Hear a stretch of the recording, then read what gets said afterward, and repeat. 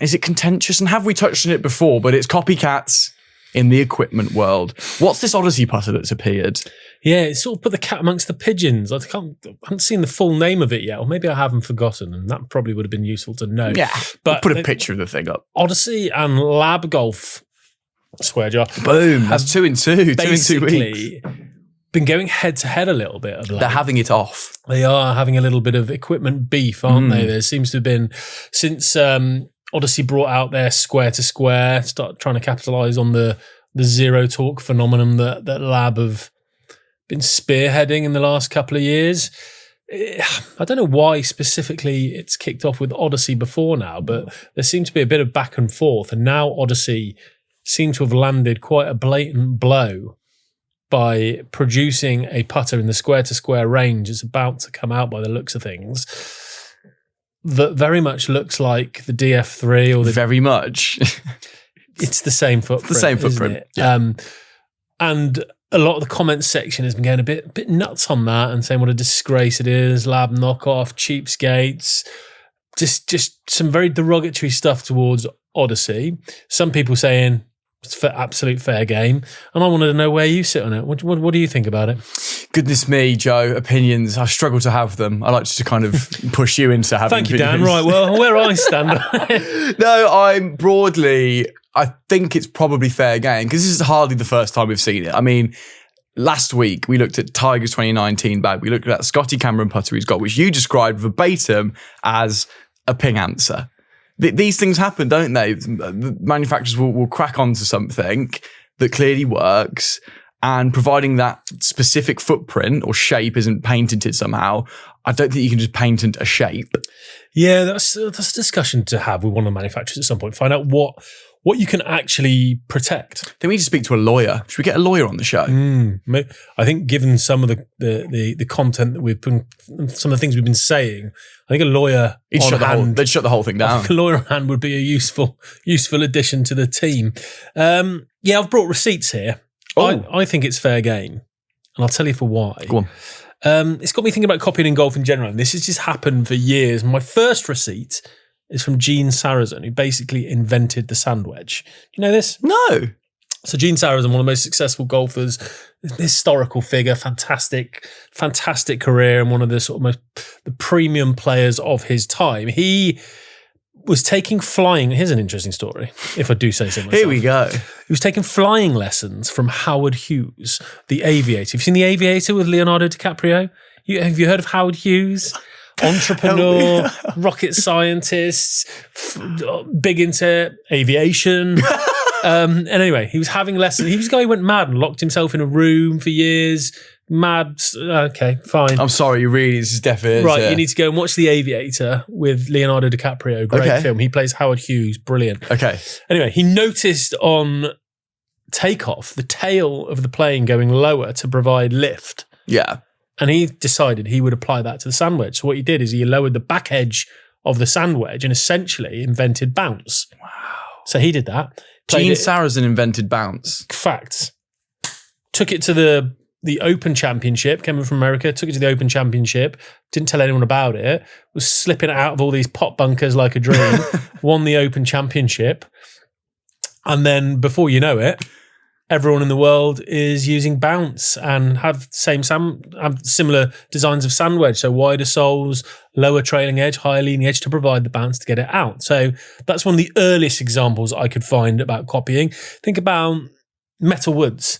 TaylorMade were credited with the first metal driver, really, the Pittsburgh Persimmon, I think they called it. Then all of a sudden, the rest of the industry has metal drivers. Think about the Ping Answer, the most copied club design of all time, I would say. Who doesn't have that Ping Answer style shape in their range? Odyssey themselves could argue that the Mez from the Lab is a very, very similar shape with the wings to the number 7, which is also one of the most copied putter designs in golf. It seems to be the way the world works, whether it's not just golf and equipment industry. People figure out what people are consuming and what people like and analyze market trends, and they service those trends. And that seems to be what's happening. They see, the Odyssey will look at that DF3 and go, wow, that's been a really popular shape. We've seen a lot of people in that. Let's knock up a version of that. And based on how much their number 7 is copied, I would say it is just fair game. It's open season, isn't it? So this DF3 is just the modern version of those examples you've given. That's just the one we're currently living in right now. And because it's the current thing, everyone's getting a bit worked up about it, forgetting their history lessons, as you've just thankfully given us, that this happens all the time. I think it's also kind of the David and Goliath story, isn't it? So Odyssey being the number 1 brand in golf, under Callaway's umbrella. Sorry, yeah, number 1 putter brand in golf. Sorry, yeah, calm down.